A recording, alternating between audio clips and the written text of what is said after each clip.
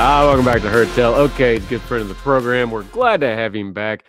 His friends call him Gary, but on his driver's license it says Garion Frankel because it's all fancified like that. How are you, sir? Great to have you back on the program. Yeah, thanks for having me. I'm doing well. How about yourself? Oh, we're living the dream, man. This is romping in the high cotton here.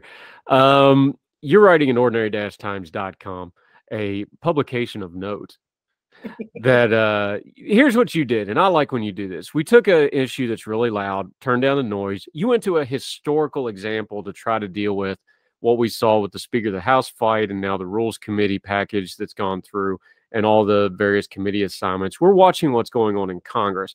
Well, this is the 118th Congress. We've done this 118 times.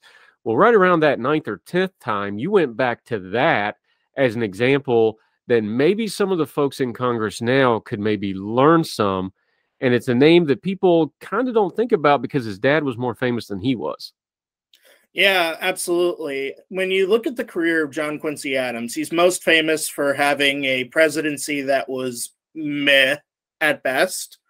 But what you really have is decades of dedicated public service by somebody who truly cared about his country, but maybe just wasn't particularly suited to an executive role.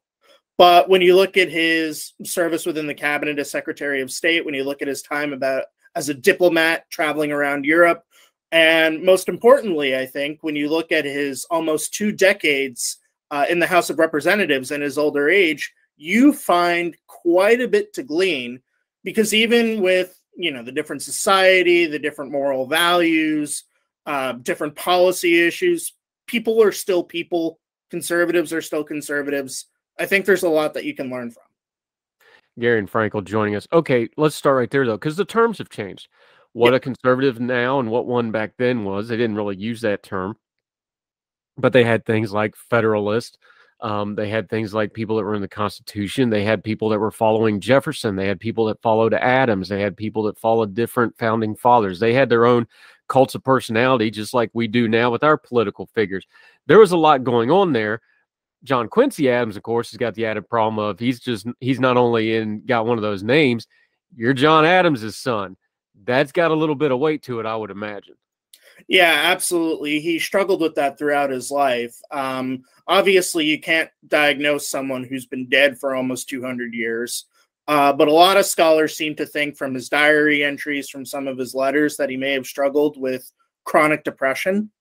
And for somebody who felt that they had the weight of the world on their shoulders, that must have been really hard to deal with. But much like his father, in fact, Quincy looked at all of the cults of personality that were surrounding him. He looked at the party man sort of environment and said, no, I'm going to go my own way and do what I think is right. Yeah, Garion Frankel. Before we lionize him too much, because I do think there's something to really take from his congressional career, and we'll lay that out in just a second. This was a different era, where especially his congressional career, where you're talking about, the turn of the century, the 1800s, his presidency into the 1820s and 1830s. We're starting to get into the national issues that lead to the Civil War. We're talking about things like slavery, like the North is growing faster than the South, which is more agriculture, and the North is becoming industrial. A lot of the things that shaped our country for the next 100 years through the Civil War, through the Reconstruction, he lived to see that stuff. But that also meant he had some flaws, not just as a man of his time, but just, he was a human being. He had problems. So before we lionize him, there's some issues here as well we got to address. Yeah, absolutely. And one of the commenters on the Ordinary Times article did a really good job of pointing this out. He, for most of his life, and I focused much of my article talking about the slavery issue, for most of his life, Quincy made it clear that he was an abolitionist to a certain extent, but he was worried about his friendships. He was worried about his relationships. He was worried about what the political consequences of standing too harshly against slavery would be from both a personal and a broader standpoint. So this was not a stand that he always took. It was a decision that he consciously made later. But one thing I think is important is that when people do make mistakes, when people do become victims of their time and circumstance, or perhaps even their personal failings, and then turn around later in life and become what they should have been all along, there's something worth studying there. And if you dismiss somebody's actions entirely based on what they did in their youth or what the values present in that society were in particular, then there's very little that you can learn from history in general other than just patting yourself on the back and saying how much better you are. Yeah, Garion Frankel. One thing you pointed out in the piece here, this is kind of unique in American history. He went to Congress as his retirement job. He actually called it his retirement job in his own personal writings. This is after he's been president. Look, he could have just sat there, punched the clock, not done a whole lot, got reelected probably for life and so on and so forth. The lesson you're drawing here, though, is that's not what he did, though. Exactly. And he made a point of really leading the fight against slavery for the first time in his life through his presidency. And that, keep in mind, that was decades of public service at that point. He started becoming a public servant when I think he was 13. He had mostly been in the background of that debate whenever it did come up. He made it clear in his personal communications and his private writings that he was against slavery and that he abhorred the practice, but he was not on the front lines leading the fight against it for political or social, perhaps economic reasons. It would have caused some strife with his family because his wife and her family had a background in slaveholding. But he did not choose to go quietly into his retirement. That was, if anything, when he was most active in a broader sense, because he felt empowered to finally fight for causes that he believed in.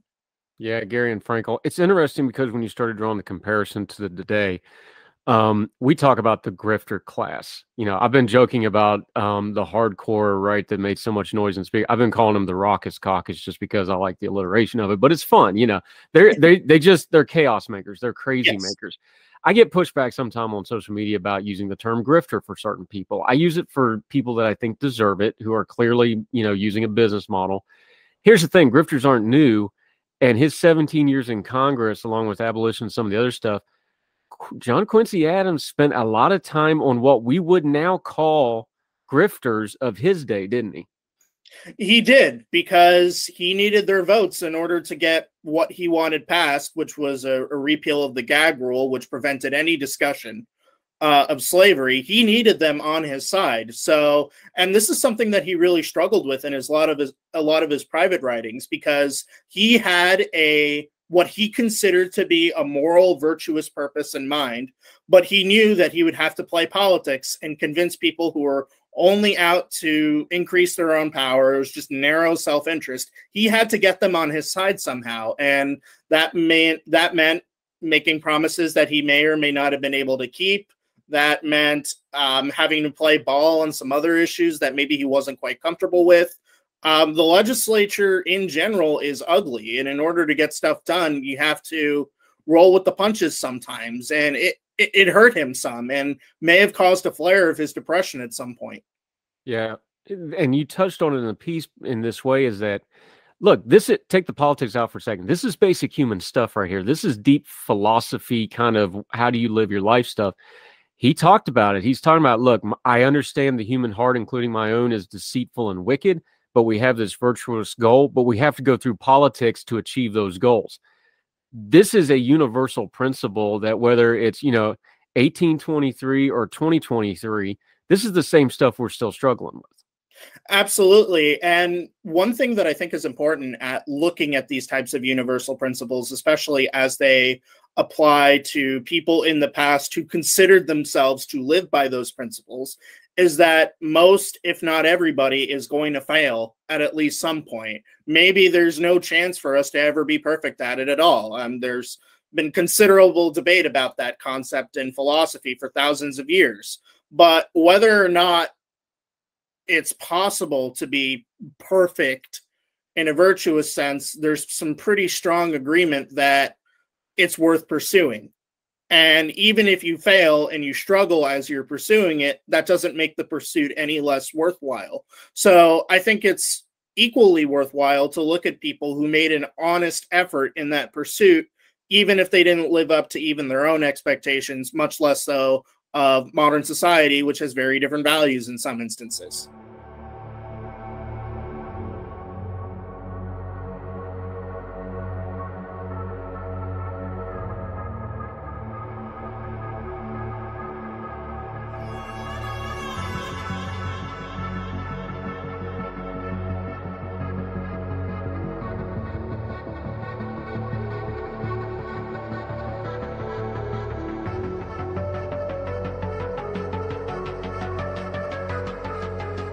Yeah, Garion Frankel joining us. Let's go through the history of this a little bit because I think there's another universal principle here. People know about, Lincoln freed the slaves, Emancipation Proclamation, right? We know Reconstruction was a mess, was not handled correctly. We'll be real kind of just leave it at that. Yeah. And that led to this Jim Crow, which led to the Civil Rights Movement, which led us to where we are today. These things all happened in a sequence. The sequence before the Civil War that we don't talk about as much, and before you get to the Civil War, and before you get to Dred Scott, and before you get to even something like Amistad, which is known because of the movie and such, before all of that, there was a fight over this gag rule. Why was that so important? Because it's hard for us to understand. The House of Representatives was not allowed to discuss slavery. That sounds amazing, but if you don't have that fight, and John Quincy Adams and others don't have that fight, none of the rest of that led up to emancipation happens. Walk us through that, because that's an important piece of history that I don't think we talk about enough. Exactly. Everybody knew from the very beginning of this country that slavery was going to be a controversial issue. That's why they wrote into the Constitution that they would just leave it for 20 years and then push the problem over to 1808. And then after that, you have debates run up every 5 or 10 years. Sometimes the slavery issue would take a backseat to particular military or economic matters, but it was always there. It was always the elephant in the room, and nobody really liked talking about that because there was a broader interest in economic development or preserving the Union.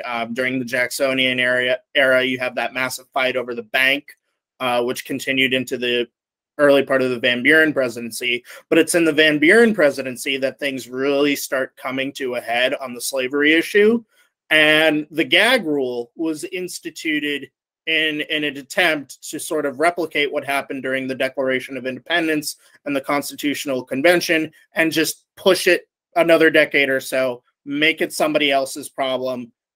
We don't have to talk about this right now. But for those like John Quincy Adams, who saw slavery as correctly as this horrible moral wrong, just pushing it off to the side and making it somebody else's problem was just not acceptable anymore.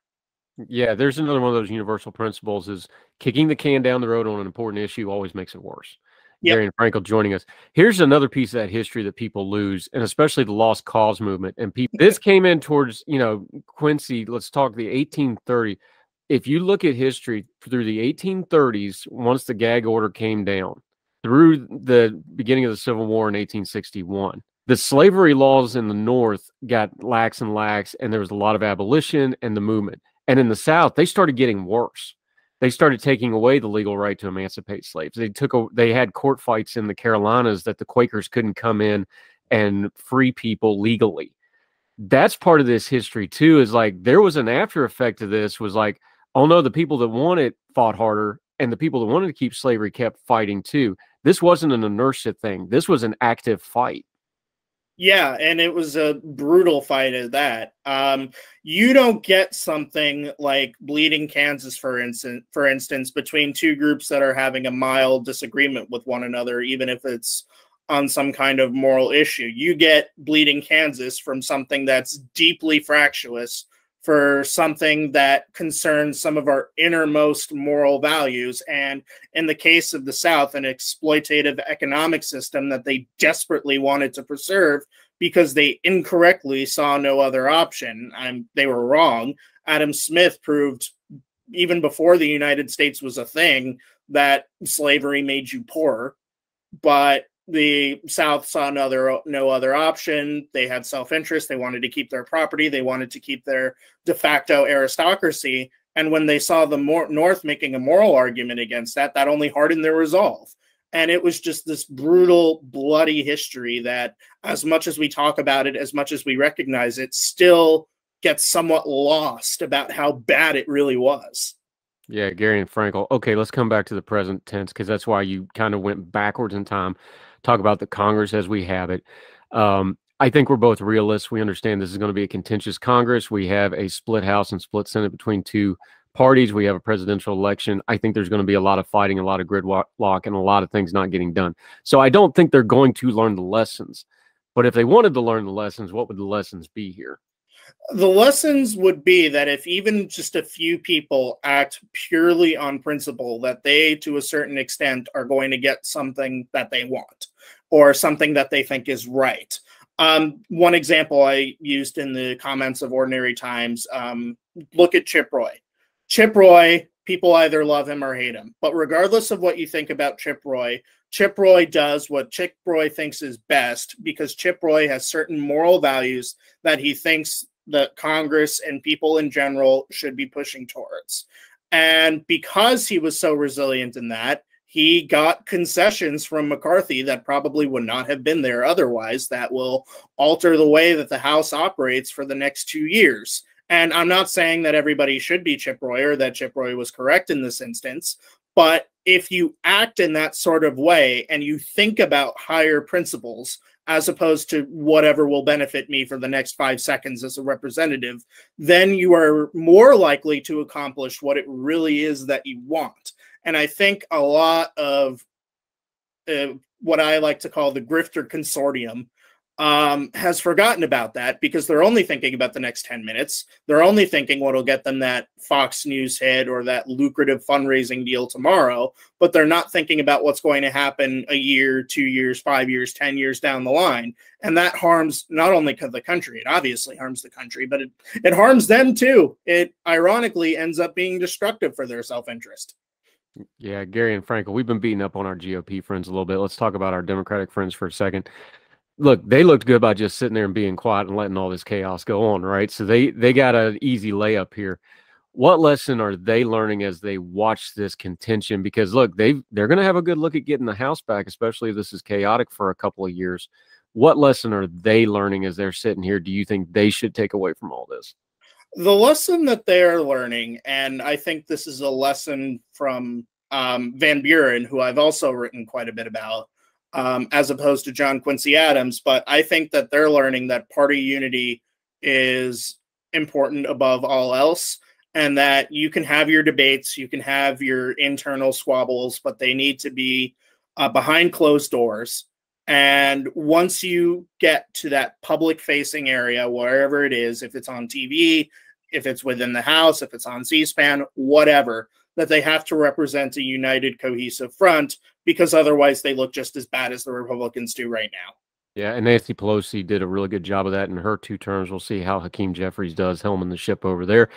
Garion Frankel, always love having historical perspective on modern events, giving us a little bit of, not a guide, but some guardrails on how to approach this stuff going forward. Let folks know where they can follow you, keep up with you, what you got going on. You're another one of our great Young Voices contributors. You do a lot of writing on history and education and things like that. Let folks know and they keep up with you until we get you on Heard Tell again, my friend. Absolutely. I'm most active on Twitter at FRANKELGARION. Yep. Garion Frankel, his friends call him Gary. We just call him a good friend. Thanks, buddy. We'll talk again soon. Thanks for having me, Andrew. Yes, sir.